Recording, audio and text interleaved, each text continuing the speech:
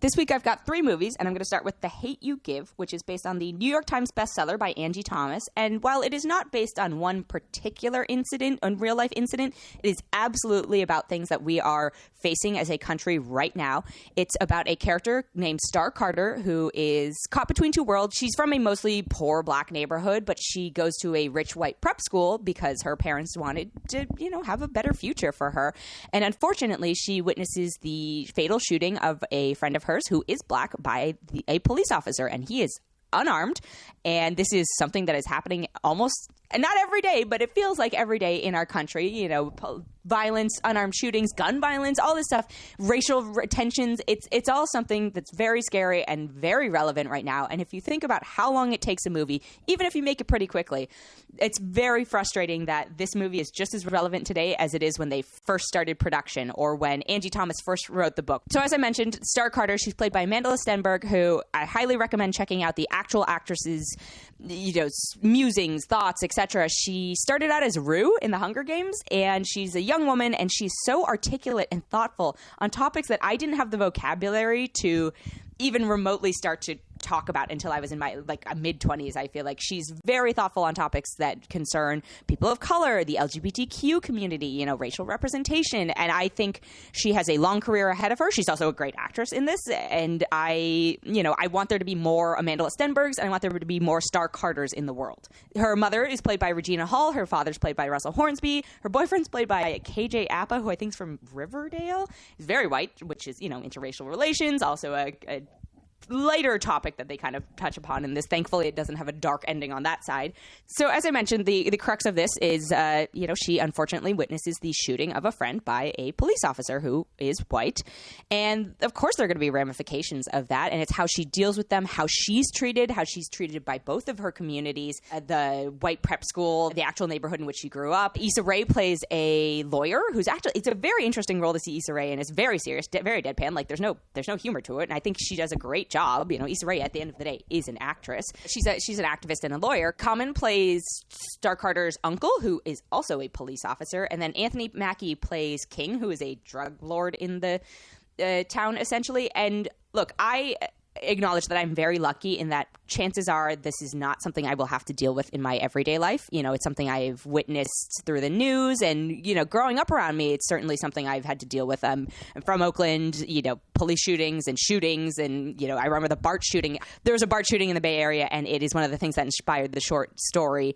And so, I am familiar with it, but at the same time, I don't think I would be treated the same way being Asian American and mixed that a, African American and mixed person would be treated by the police if I was in the same situation. So in that sense, I recognize that I, have to relate to this film through a distance, but I also appreciate this film exists, and it doesn't sort of shame me for wanting to relate to it and relating to parts. And there are obviously people who are going to unfortunately relate to much more of this film on a personal level, but at the end of the day, I think it's important to tell these stories. I think it's important to have, show that there is hope, and there are people in this world who are willing to stand up for what's good. And I know leaving the theater, somebody called it YAE as almost an insult. And I'm like, no, young adults are the people that we should be mobilizing right now, and we should be giving hope to, and who do need role models and who do need to feel a sense of hope, because it's a pretty hopeless time in this country right now. And so my hope for this film is that it is absolutely irrelevant in 5 years. I don't think that's going to be the case, but I think it's well acted. I think it's, it's uncomfortable. It's going to make you think about things that you probably want to ignore in your everyday life, and that's not a good thing, right? We should be facing these issues.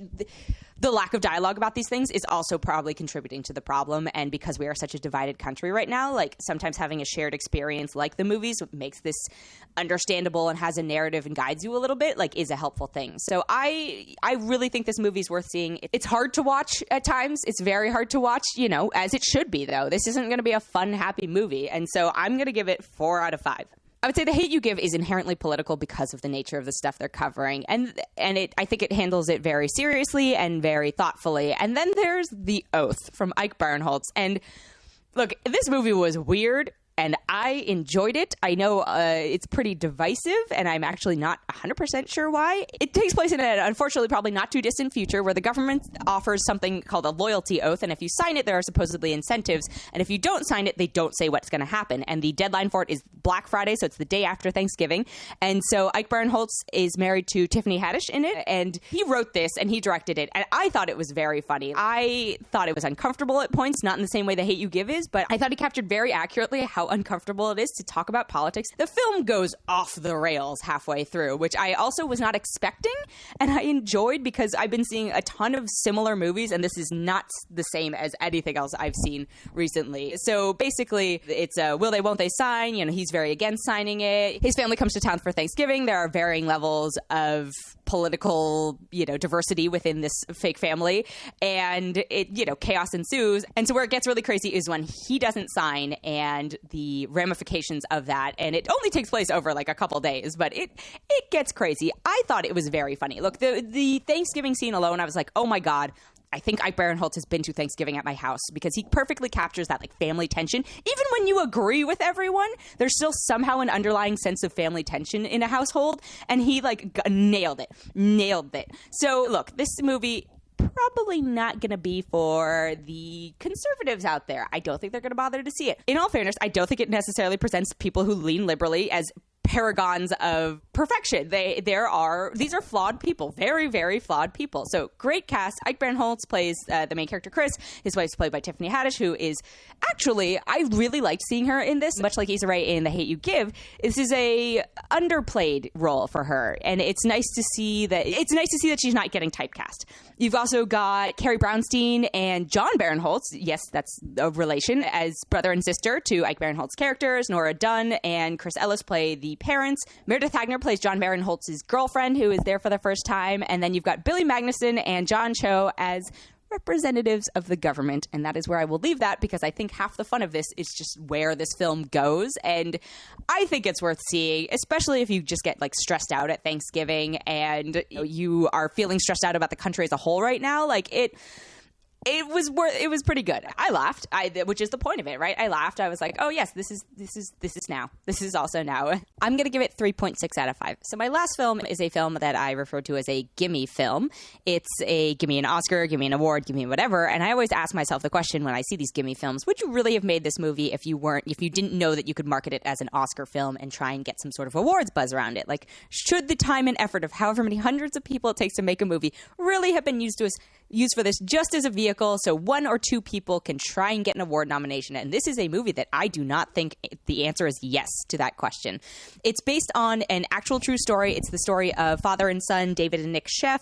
They both wrote memoirs, not together, separately they wrote them, about the same sort of era in their life. David Sheff was a journalist. Nick Sheff, was his kid or is his kid still, and had a drug addiction problem. And so this follows, the turmoil that comes with that. Timothee Chalamet plays Nick Sheff, and one of my concerns with this movie after seeing it, I was like, oh God, how many Chalamet fans or Timothy, whatever you call them, are going to start doing drugs as a byproduct of this? Please, kids, don't do drugs.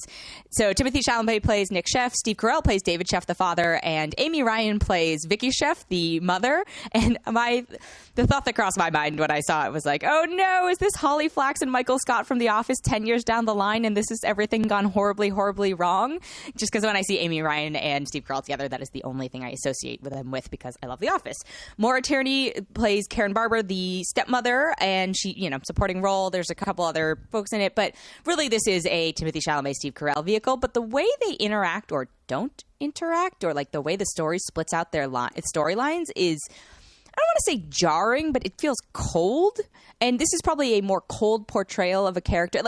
You can tell that David Sheff, Steve Carell's character, cares. You can tell that the characters care in this, but the way that they do it is kind of removed, and maybe that's a byproduct of having to deal with drug addiction, and drug addiction in your family is just you have to separate yourself out. I understand that clinically, or objectively, or not being in it, I understand that, but that doesn't mean I want to watch it on screen for 2 hours. I don't want to watch that. I want to feel something for these characters. And also, look, I acknowledge that Timothee Chalamet, I think he's a very good actor. However, I don't think this does a great job of showcasing his talents, because one, he's supposed to be super addicted to drugs, and all the other people who are sort of at the similar stages of addiction as him are in much worse condition than he is. And I feel like he didn't want to be a beautiful boy. I think he wanted to sort of, or maybe they chose, we don't want to make him anything less than, Timothee Chalamet, and didn't make him gross or everybody or show like a dark side to the addiction. So that was a little weird because like you see his friends and you're like, ooh, and then you see him and you're like, he seems fine. Maybe different choices could have been made there. But also, let's acknowledge that this is a story of privilege, right? Like these characters, I think they actually live in Marin in California, which is a very affluent neighborhood. It's not necessarily like he got hooked on drugs because he had such aggressive woes in his life. Like if you compare this to something like The Hate U Give, you have to kind of take a moment and go, oh, no, you had opportunities, you have privilege. Like, am I supposed to feel bad for you? And I don't know if they want you to feel bad for him, but there's a moment of like, I hate to say this, but it's a fictional representation of a real person. But I was just like, man, get your life together. Like you have these resources at your disposal. Think about all the people who are in similar positions who don't have families who care about them, who don't have the resources to go to rehab or do whatever. It was just frustrating to watch. And I get the sense that like they're fine now. And I think that is a byproduct of privilege and being white and having money, essentially. But I just found this not a particularly compelling watch, and I know it really wanted to be. The script and the pacing and, the performances are fine, but the script and the pacing were rough. There are a couple micro moments where you're like, oh, there's some drama here, but overall, I don't think it sustains the view time. So I'm actually only going to give it 2.5 out of 5.